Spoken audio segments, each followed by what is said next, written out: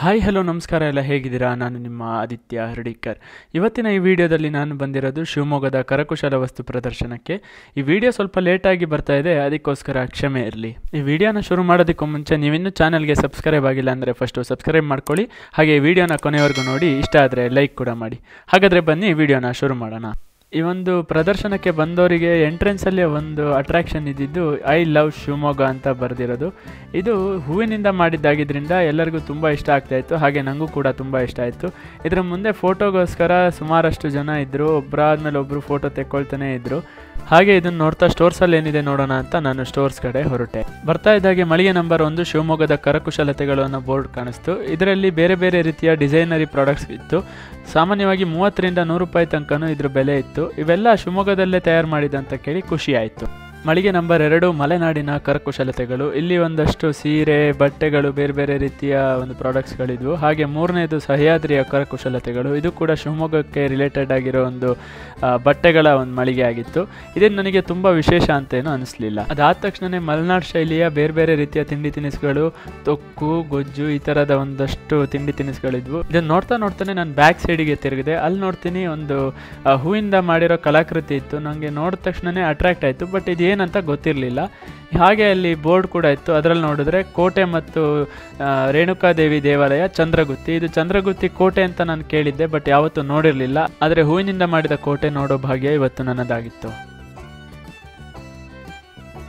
ಮುಂದೆ 6ನೇ ಮಾಳಿಗೆ ಸೋಪು ಮತ್ತು ನೈಸರ್ಗಿಕ ಸೊಳ್ಳೆ ಬತ್ತಿಗಳು. ಬೇರೆ ಬೇರೆ ಥರದ ಒಂದು ಸೋಪುಗಳು, ಅಂದರೆ ನೈಸರ್ಗಿಕ ವಸ್ತುಗಳಿಂದ ಪ್ರಿಪೇರ್ ಮಾಡಿರೋ ಸೋಪುಗಳು, ಹಾಗೆ ಸೊಳ್ಳೆ ಬತ್ತಿಗಳು ಇಲ್ಲಿ ಲಭ್ಯವಿದ್ವು. ಇದನ್ನು ನೋಡ್ತಾ ನಾನು ಮುಂದಿನ ಅಂಗಡಿ ಕಡೆ ನಡೆದೆ. ಮುಂದೆ ಮಳಿಗೆ ನಂಬರ್ 7 ಬಂಜಾರ ಲಂಬಾಣಿ ಉಡುಪುಗಳು ಅನ್ನೋ ಒಂದು ಸ್ಟೋರ್ ಇತ್ತು.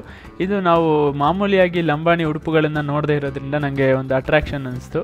ಅಂದರೆ ಲಂಬಾಣಿ ಒಂದು ಜನಾಂಗದ ಮಹಿಳೆಯರು ಧರಿಸುವಂತಹ ಬೇರೆ ಬೇರೆ ರೀತಿಯ ಉಡುಪುಗಳು ಇಲ್ಲಿ ನಮಗೆ ನೋಡೋದಕ್ಕೆ ಕಂಡ್ವು. ಹಾಗೆ ಅವರ ಒಂದು ಡಿಸೈನರಿ ಪ್ರಾಡಕ್ಟ್ಸ್ಗಳು ಕೂಡ ಇಲ್ಲಿ ಇದ್ವು. ಮುಂದೆ ಮಳಿಗೆ ನಂಬರ್ 8 ಕಲ್ಲಿನ ಆಭರಣಗಳು. ಇಲ್ಲಿ ಕಲ್ಲಿನಿಂದ ತಯಾರಿಸಿದ ಬೇರೆ ಬೇರೆ ರೀತಿಯ ಒಂದು ಆಭರಣಗಳಿದ್ವು. ಬಳೆ, ಸರ, ಹಾಗೆ ಕಿವಿಯೋಲೆಗಳು, ಈ ಥರ ಬೇರೆ ಬೇರೆ ಒಂದು ಆಭರಣಗಳನ್ನು ನಾನು ಇಲ್ಲಿ ನೋಡಿದೆ.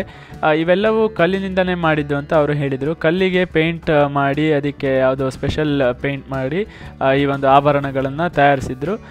ಈ ಒಂದು ಆಭರಣಗಳ ರೇಟ್ ಕೂಡ ಒಂದು ತಕ್ಕ ಮಟ್ಟಿಗೆ ಅಫೋರ್ಡೆಬಲ್ ಇತ್ತು. ಸ್ಕೂಲ್ ಮಕ್ಕಳು ಕೂಡ ಇಲ್ಲಿಗೆ ಟ್ರಿಪ್ ಬಂದಿದ್ದರು. ಇವರನ್ನು ನೋಡ್ತಾ ನನ್ನ ಬಾಲ್ಯದಲ್ಲಿ ನಾನು ಹೋಗಿರೋ ಟ್ರಿಪ್ ಎಲ್ಲ ನನಗೆ ನೆನಪಾಯಿತು. ಇವ್ರ ಜೊತೆನೇ ನಾನು ಹಾಗೆ ಮುಂದಕ್ಕೆ ಹೋದೆ. ಛತ್ರಪತಿ ಶಿವಾಜಿ ಮಹಾರಾಜರ ಪ್ರೇಮಿಯಾಗಿರೋ ನನಗೆ ಕಂಡಿದ್ದು ಶಿವಾಜಿ ಮಹಾರಾಜರ ಒಂದು ಪ್ರತಿಮೆ. ಅದನ್ನು ನೋಡ್ತಾನೆ ಆ ಅಂಗಡಿ ಕಡೆ ನಾನು ಬಂದ ತಕ್ಷಣ ಬುದ್ಧನ ಪ್ರತಿಮೆ ಆಗಿರ್ಬೋದು, ಆನೆಯ ಪ್ರತಿಮೆ ಆಗಿರ್ಬೋದು ಕಾಣಿಸ್ತು. ಬಲಕ್ಕೆ ತಿರುಗಿ ನೋಡ್ತೀನಿ, ಮಹಾರಾಜರ ಒಂದು ದೊಡ್ಡ ಪ್ರತಿಮೆ ಇತ್ತು. ನನಗಂತೂ ತುಂಬ ಇಷ್ಟ ಆಯಿತು. ಹಾಗೆ ಭವಾನಿ, ಅಂದರೆ ಭವಾನಿ ದೇವರು, ಬೇರೆ ಬೇರೆ ಶಿವಾಜಿ ಮಹಾರಾಜರ ಒಂದು ಪ್ರತಿಮೆಗಳಿತ್ತು. ಹಾಗೆ ಇವರೇನೋ ಬಿಡಿಸ್ತಾ ಇರೋ ಹಾಗೆ ಕಾಣಿಸ್ತು ಡ್ರಾಯಿಂಗು. ನೋಡ್ತೀನಿ ಇವರು ವ್ಯಂಗ್ಯ ಚಿತ್ರ ಕಲಾವಿದರಂತೆ. ನೀವು ನೋಡ್ತಾ ಇರ್ಬೋದು, ಒಂದು ಕಪಲ್ನ ವ್ಯಂಗ್ಯ ಚಿತ್ರ ಬಿಡಿಸ್ತಾ ಇದ್ದಾರೆ ಅವರು. ತುಂಬ ಚೆನ್ನಾಗಿ ಮೂಡ್ ಬಂದಿದೆ. ಅವರು ಇವಾಗ ಇನ್ನೂ ವರ್ಕ್ ಇನ್ ಪ್ರೋಗ್ರೆಸ್ ಅಂತ ಹೇಳ್ಬೋದು.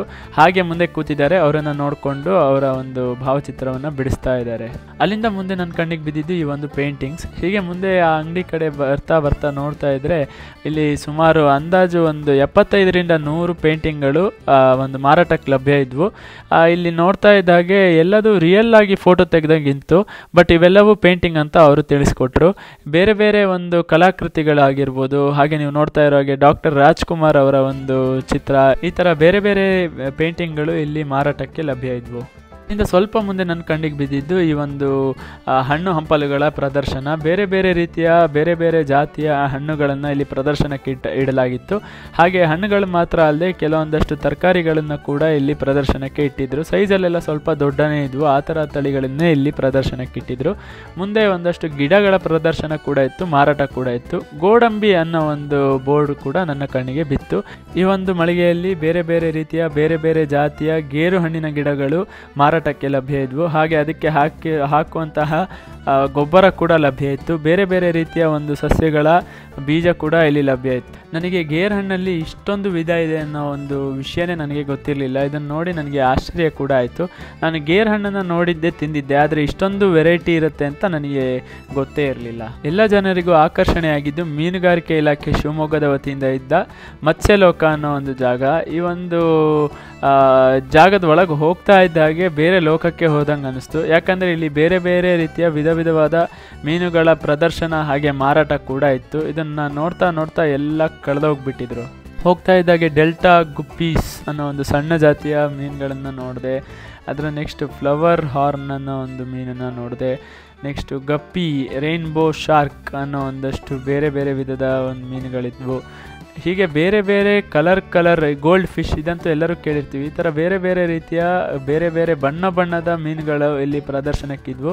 ಇದನ್ನು ನೋಡ್ತಾ ನೋಡ್ತಾ ನನಗಂತೂ ತುಂಬ ಖುಷಿ ಆಯಿತು. ಯಾಕೆಂದರೆ ನನಗೆ ಈ ಥರ ಒಂದು ಪ್ರಾಣಿ ಪಕ್ಷಿಗಳಲ್ಲಿ ಸ್ವಲ್ಪ ಇಂಟ್ರೆಸ್ಟ್ ಜಾಸ್ತಿ.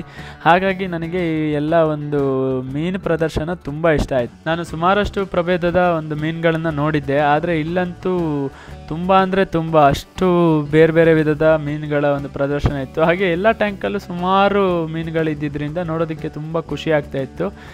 ಈ ಥರ ಒಂದು ಫಿಶ್ ಟ್ಯಾಂಕ್ಗಳನ್ನು ನಾನು ನೋಡಿದ್ದೆ, ಆದರೆ ಇಷ್ಟು ವಿಧದ ಒಂದು ಮೀನುಗಳನ್ನು ನಾನು ಎಲ್ಲೂ ನೋಡಿರಲಿಲ್ಲ. ಇದಿಷ್ಟನ್ನು ಪ್ರಿಪೇರ್ ಮಾಡಿರೋ ಅಂದರೆ ಈ ಒಂದು ಪ್ರದರ್ಶನಕ್ಕೆ ಇಟ್ಟಿರೋ ಶಿವಮೊಗ್ಗ ಮೀನುಗಾರಿಕೆ ಇಲಾಖೆಗೆ ನಾವು ಒಂದು ಥ್ಯಾಂಕ್ಸ್ ಹೇಳಬೇಕು. ಯಾಕೆಂದರೆ ಇವೆಲ್ಲ ನಾವು ಬೇರೆ ಕಡೆ ನೋಡೋಕ್ಕೆ ಸಿಗ್ತಿತ್ತೋ ಇಲ್ವೋ, ಇವರಿಂದ ನಮಗೆ ಈ ಒಂದು ಪ್ರದರ್ಶನದಲ್ಲಿ ನೋಡೋದಕ್ಕೆ ಸಾಮಾನ್ಯವಾಗಿ ಮೀನುಗಳನ್ನೆಲ್ಲ ಏನು ಹೆಚ್ಚಂದರೆ ಒಂದು 5 ನಿಮಿಷ ನೋಡ್ಬೋದು, ಆದರೆ ಇಲ್ಲಿ ಎಷ್ಟು ಟೈಮ್ ಸ್ಪೆಂಡ್ ಆಯಿತು ಅಂತಲೇ ನನಗೆ ಗೊತ್ತಾಗಿಲ್ಲ. ಯಾಕೆಂದರೆ ಈ ಒಂದು ಮೀನುಗಳನ್ನು ನೋಡ್ತಾ ನೋಡ್ತಾ ನಾನು ಹೆಚ್ಚು ಕಮ್ಮಿ 15ರಿಂದ 20 ನಿಮಿಷಗಳಷ್ಟು ಸಮಯನ ಇಲ್ಲೇ ಕಳೆದಿದ್ದೆ. ಯಾಕೆಂದರೆ ಇಲ್ಲಿ ಬೇರೆ ಬೇರೆ ಮೀನುಗಳನ್ನು ನೋಡ್ತಾ ನನಗೂ ತುಂಬ ಇಷ್ಟ ಆಯಿತು. ನೋಡ್ತಾ ನೋಡ್ತಾ ಟೈಮ್ ಹೋಗಿದ್ದೇ ಗೊತ್ತಾಗಲಿಲ್ಲ ನನಗೆ ಇನ್ನೂ ಖುಷಿಯಾಗಿದ್ದೇನಪ್ಪ ಅಂದರೆ ನಾನು ಶಿವಮೊಗ್ಗಕ್ಕೆ ಬಂದಿರೋ ಕಾರಣನೇ ಬೇರೆ ಇತ್ತು. ನನ್ನ ಒಂದು ವೈಯಕ್ತಿಕ ಕೆಲಸಕ್ಕೋಸ್ಕರ ಬಂದಿದ್ದೆ, ಆದರೆ ಸಡನ್ನಾಗಿ ಈ ಒಂದು ಬೋರ್ಡ್ನ ನೋಡಿ ಇಲ್ಲಿಗೆ ಬಂದಿದ್ದೆ. ಇಲ್ಲಿ ಹೇಗಿರುತ್ತೆ, ಇಷ್ಟು ಚೆನ್ನಾಗಿರುತ್ತೆ ಅನ್ನೋ ಒಂದು ಅಂದಾಜು ಕೂಡ ನನಗಿರಲಿಲ್ಲ. ಆದರೆ ಈ ಒಂದು ಬೋರ್ಡ್ ನೋಡಿ ಬಂದಿರೋ ನನಗೆ ಇಲ್ಲಿ ಇಷ್ಟೆಲ್ಲ ಇದೆ ಅಂತ ನೋಡಿದ ಮೇಲೆ ನಂಗೆ ತುಂಬ ಖುಷಿ ಆಯಿತು. ಇಲ್ಲಿಗೆ ಬಂದಿದ್ದು ಕೂಡ ವರ್ತ್ ಅಂತ ಅನ್ನಿಸ್ತು. ಈ ಒಂದು ವಸ್ತು ಪ್ರದರ್ಶನ ಇಲ್ಲಿಗೆ ಮುಗಿಲಿಲ್ಲ, ಇನ್ನೂ ಸುಮಾರಷ್ಟು ಮಳಿಗೆಗಳು ಕೂಡ ಇದ್ವು. ಅದನ್ನು ನಾನು ಇನ್ನೊಂದು ಭಾಗದಲ್ಲಿ ತೋರಿಸ್ತೀನಿ. ಇದಕ್ಕೂ ಮುಂಚೆ ನೀವಿನ್ನೂ ಚಾನಲ್ಗೆ ಸಬ್ಸ್ಕ್ರೈಬ್ ಆಗಿಲ್ಲ ಅಂದರೆ ಫಸ್ಟು ಚಾನಲ್ನ ಸಬ್ಸ್ಕ್ರೈಬ್ ಮಾಡ್ಕೊಳ್ಳಿ. ಹಾಗೆ ಪಕ್ಕದಲ್ಲೇ ಇರೋ ಬೆಲ್ ಐಕಾನ್ನ ಪ್ರೆಸ್ ಮಾಡಿ ಆಲ್ ಅಂತ ಸೆಟ್ ಮಾಡ್ಕೊಳ್ಳಿ. ಇದರಿಂದ ನಾನು ಮುಂದೆ ಹಾಕೋ ಎಲ್ಲ ವೀಡಿಯೋಗಳ ನೋಟಿಫಿಕೇಷನ್ ನಿಮಗೆ ಬರುತ್ತೆ, ಯಾವುದೇ ವೀಡಿಯೋ ಕೂಡ ಮಿಸ್ ಆಗಲ್ಲ. ಹಾಗಾದರೆ ನಾನಿನ್ನು ಬರ್ತೀನಿ, ಮುಂದಿನ ವೀಡಿಯೋದಲ್ಲಿ ಸಿಗೋಣ.